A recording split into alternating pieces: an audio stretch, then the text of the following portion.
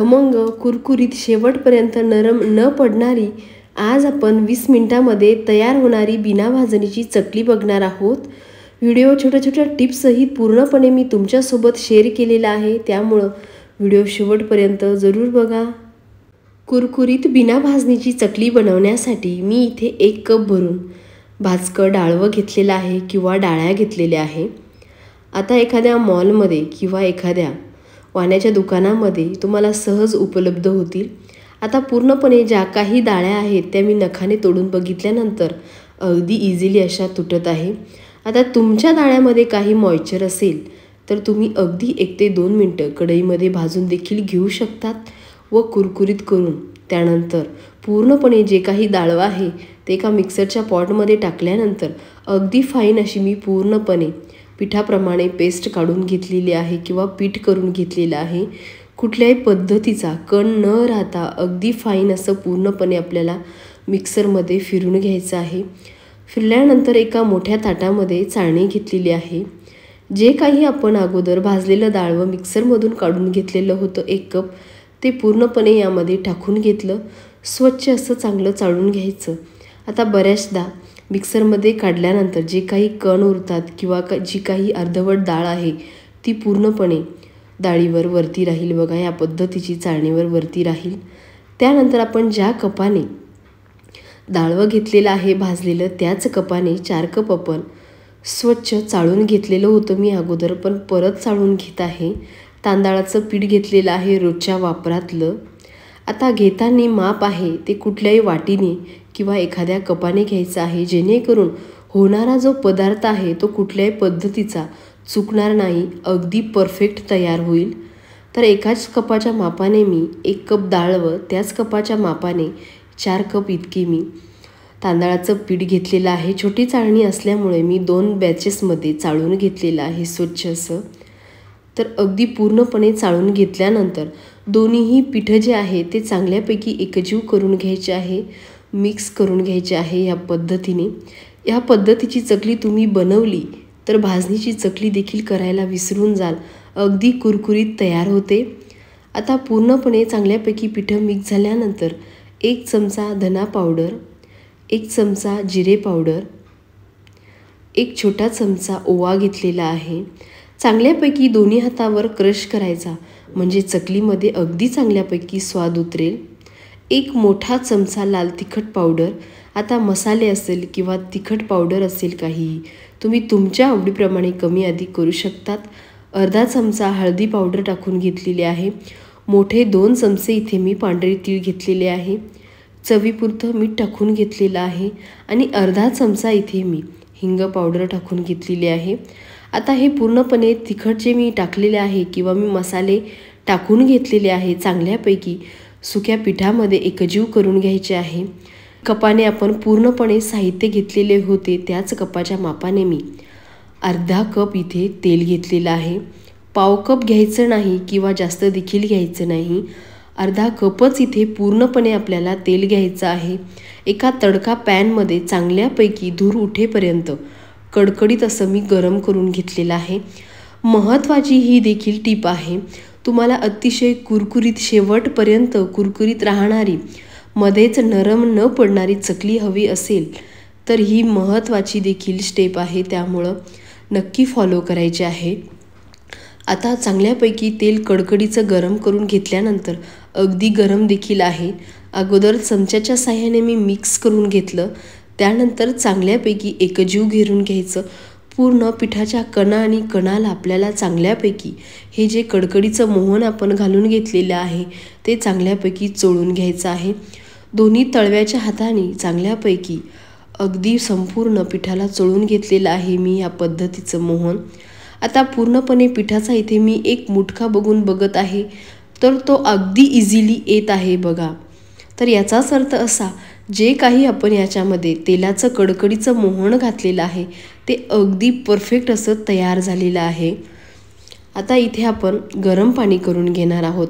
आता तुम्ही म्हणशाल किती गरम पाणी, तर आता कोमट पाणीही घ्यायचं नाही, खूप जास्त उकळलेलं घ्यायचं नाही किंवा खूप जास्त कडकडीत गरम देखील घ्यायचं नाही, गरम पाणी घ्यायचं आहे। आता यामध्ये मी थोडासा बोट टाकून घेतला तर मला माझ्या बोटाला सोसवलेलं नाही, मला त्रास झाला. ह्याच पद्धतीचं आपल्याला गरम पाणी घ्यायचं आहे. कडकडीपेक्षा थोडंसं कमी आपल्याला गरम पाणी घ्यायचं आहे, कोमट पाणी घ्यायचं नाही. महत्त्वाची ही देखील आपल्याला टीप आहे. आता थोडा पाण्याचा वापर करत करत आपल्याला पीठ भिजवून घ्यायचं आहे. पातळ पीठ भिजवायचं नाही आणि खूप जास्त घट्ट देखील पीठ भिजवायचं नाही. आता पातळ पीठ झालं की अगदी पूर्णपणे मिस्टिक बिघडते, त्यामुळं थोडंसं घट्ट झालं की आपण त्याला लूज देखील करून घेऊ शकतो. त्यामुळं आपल्याला मध्यम स्वरूपाचं पीठ भिजवून घ्यायचं आहे. ज्या पद्धतीचं आपण भाकरी बनवण्यासाठी पीठ भिजवतो त्यापेक्षा थोडंसं घट्ट आपल्याला इथे पीठ भिजवून घ्यायचं आहे. आता ह्या पद्धतीचं इथे मी पूर्ण पीठ भिजवून घेतलेलं आहे. पिठाची जी काही कन्सिस्टन्सी आहे ती इथे तुम्ही पूर्णपणे पाहू शकतात. आता तुमच्याकडं बऱ्याचशा प्रमाणात वेळ असेल तर तुम्ही 10 ते 15 मिनटं भिजतसुद्धा इथे पीठ हे घेऊन भिजत घालू शकतात. पण मी आता लगेच आपल्याला चकली बनवणार आहे. आता एक गोळा घ्यायचा मोठ्या आकाराचा, चांगल्यापैकी मिनिटभर आपल्याला मळून घ्यायचा आहे. आता तुमचं खूप जास्त घट्ट इथे पीठ भिजलेलं असेल तर तुम्ही कोमट पाण्याचा हात घेऊन मिनिटभर चांगल्यापैकी पीठ मळून घ्यायचं आहे. आता खरखरीत बाजू मी वरती ठेवून घेतलेली आहे जी काही चकलीची आहे, त्यामुळं अतिशय चांगले असे काटे येतात पूर्णपणे चकलीला. अगोदर आतल्या बाजूने बाहेरच्या बाजूने मी तेल लावून घेतलेलं आहे. त्यानंतर पूर्णपणे जो काही गोळा आहे तो एकदम भरून घ्यायचा आहे. छोटे छोटे गोळे भरून घ्यायचे नाही, एकदाच मोठा गोळा भरून चांगल्यापैकी दाबून घ्यायचा. कुठल्याही पद्धतीची हवा यामध्ये राहिलेली कामा नये. बऱ्याचदा हवा राहिली की चकली पाडताना ती मध्येच देखील तुटल्या जाते. पूर्णपणे साच्याचं तोंड बंद करून घेतलेलं आहे. इथे आता मी काही प्लेट्स घेतलेल्या आहे, अगोदरच तेल लावून घेतलेलं आहे पूर्णपणे प्लेट्सला. तर ह्या पद्धतीची मी चकली पाडून घेत आहे.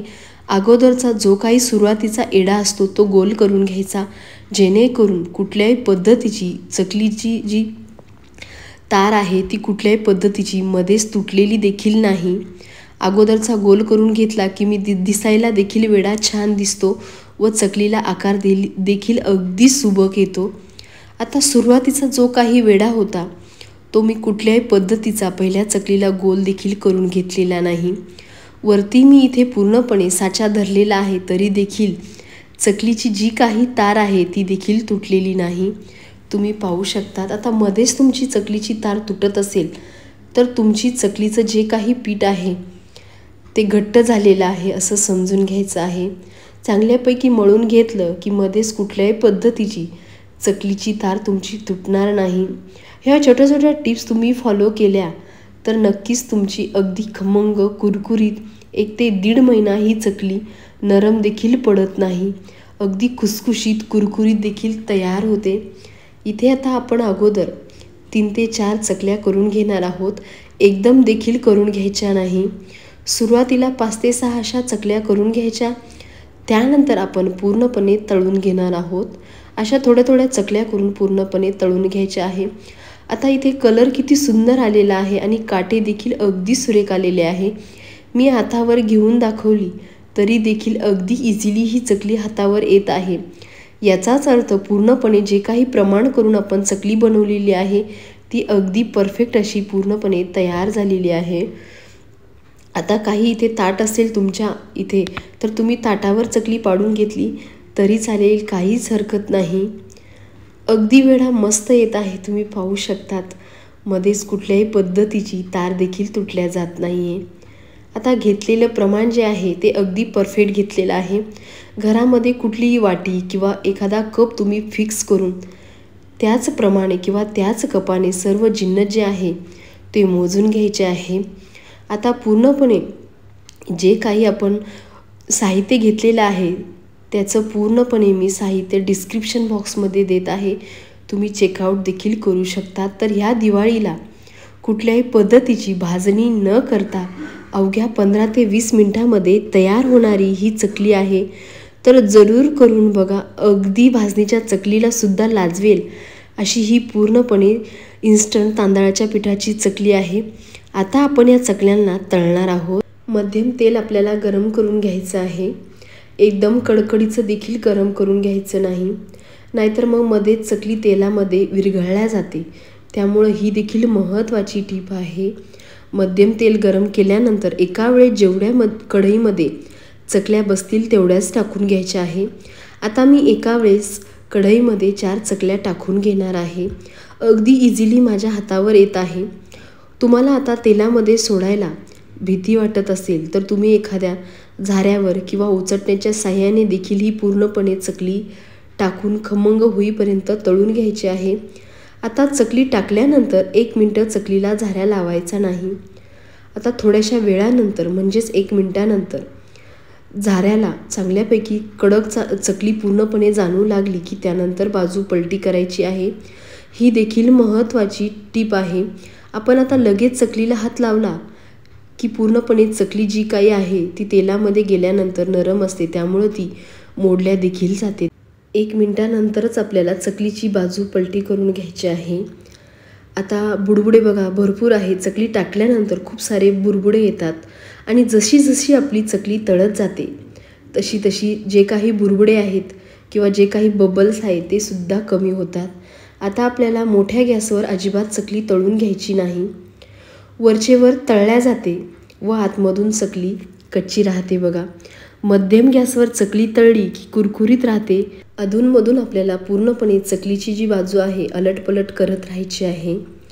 आता चकली तळली की अशी तळाला जाऊन बसते. ही पूर्णपणे चकली तळाला जाऊन बसलेली आहे. त्यानंतर आपण पूर्णपणे ही चकली तळण्यासाठी जवळपास मला 3 ते 3.5 मिनिटे लागलेली आहे. आता महत्त्वाची टीप, चकली चांगल्यापैकी तळल्या गेली की नाही कसं समजायचं. हातात घ्यायची, त्यानंतर दाबून बघायची. चांगल्यापैकी कडक जाणवली की समजून घ्यायचं चांगल्यापैकी चकली पूर्णपणे तळलेली आहे. आता इथे पूर्णपणे मी जवळपास पूर्ण पिठाच्या इतक्या चकल्या तयार करून घेतलेल्या आहे. वजनी म्हणाल तर पूर्णपणे 1 किलोच्या प्रमाणामध्ये ही चकली तळल्यानंतर तयार झालेली आहे. तितकीच गोल, गरगरीत, खुसखुशीत, कुरकुरीत अशी ही पूर्णपणे तांदळाच्या पिठाची तयार झालेली आहे. कुठल्याही पद्धतीची तेलगट झालेली नाही. चकलीचा आवाज तुम्हाला बघून इथे कळालेलाच असेल किती खुसखुशीत, कुरकुरीत ही चकली तयार झालेली आहे. अगदी आतमध्येपर्यंत पोकळसुद्धा झालेली आहे. तर ह्या दिवाळीला जरूर करून बघा 20 मिनिटांमध्ये तयार होणारी तांदळाच्या पिठाची चकली. रेसिपी आवडली तर लाईक, शेअर व मनीषा होम रेसिपीवर जर तुम्ही नवीन असाल तर चॅनलला नक्की सबस्क्राईब करायचं आहे. बेल आयकॉनचं बटन देखील प्रेस करायचं आहे, जेणेकरून नवनवीन व्हिडिओ तुम्हाला सर्वात अगोदर माझे बघायला मिळतील.